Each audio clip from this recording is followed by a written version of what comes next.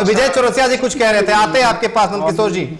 विजय चौरसिया जी कुछ कह रहे थे जी, बिल्कुल विजय चौरसिया जी कुछ आप कह रहे थे।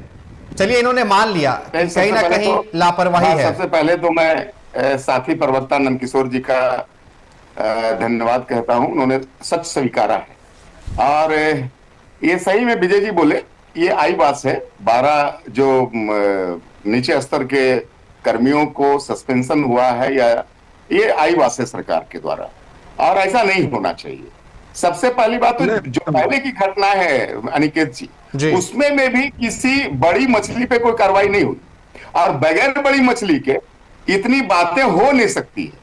दूसरी बात, जो अभी हमारे मुख्यमंत्री हैं, वो खुद जेल का सफर करके आ चुके हैं, आप जानते हैं, और जेल का सफर करके आ चुके हैं, तो मैं समझता हूं उनको अनुभव ज्यादा होना चाहिए था कि क्या क्या खामियां है। क्योंकि आदमी अपने से देखता है तो बड़ी चीजें नजर आती है। मैं भी गया तो बहुत सारी चीजें हमको नजर आई। कोई मानवता की बात नहीं होती है, ये सीधा सीधी भ्रष्टाचार है नंदकिशोर जी। पैसे के मोल से खाना घर से आ जाता है, मोबाइल आ जाता है, सिम कार्ड भरा दिया जाता है, गांजा और शराब आ जाता है। विजय चौरसिया जी आपको बड़ा खुलासा कर रहे हैं। अधीक्षक के साए के तले, जिसको प्रत्येक वार्ड से एक लेवी की तरीका से महीने का चार्ज देना पड़ता है।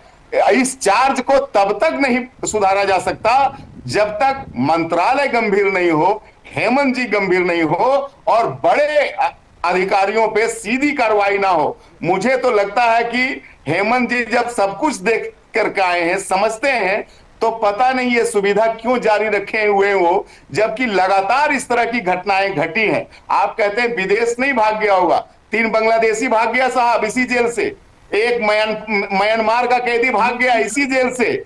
उसके बावजूद चीजें नहीं सुधरी, उसके बावजूद किसी बड़ी मछली पे गाज नहीं गिरा। इसका क्या मतलब है? इसका मतलब है सरकार इसको लेकर के गंभीर नहीं है, और ये बहुत दुखद है। आम जन के लिए ये बहुत गंभीर बात है, चिंता का विषय। चलिए विजय जी, आप कह रहे थे कि आप भी आंदोलन के दौर में जेल गए हुए थे। कितना रेट रहता है वहां पर?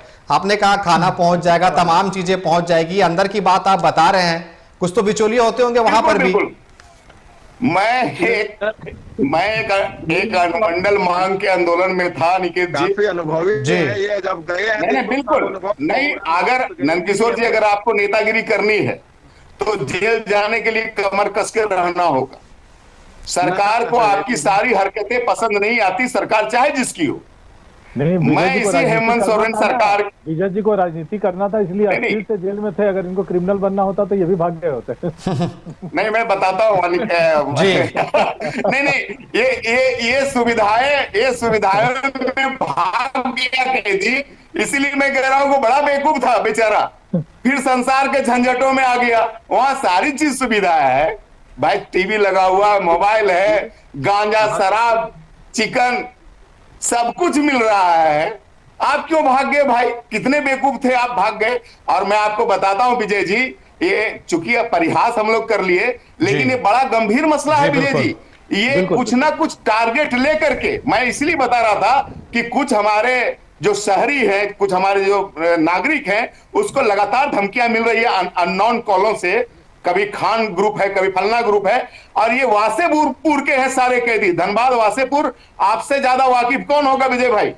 तो मैं ये कह रहा हूं कि हो ना हो, मैं नहीं चाहता ईश्वर 2026 में ऐसा कुछ दृश्य दिखावे, हो ना हो, को बड़ी घटना घट जाएगी, और किसी बाहरी बड़े गैंगस्टर के निर्देश पे उन्होंने जेल ब्रेक किया है, जेल से भागा है। इसलिए मुझे लगता है कि सरकार को पूरी गंभीरता से सबसे पहले उसको खोज करके अरेस्ट करने की आवश्यकता है, नहीं तो कोई ना कोई मारा जाएगा। जी बिल्कुल, विजय सिंह जी बड़ी बात कही यहाँ पे विजय चौरसिया जी ने। आते हैं नंदकिशोर जी, आते हैं आपके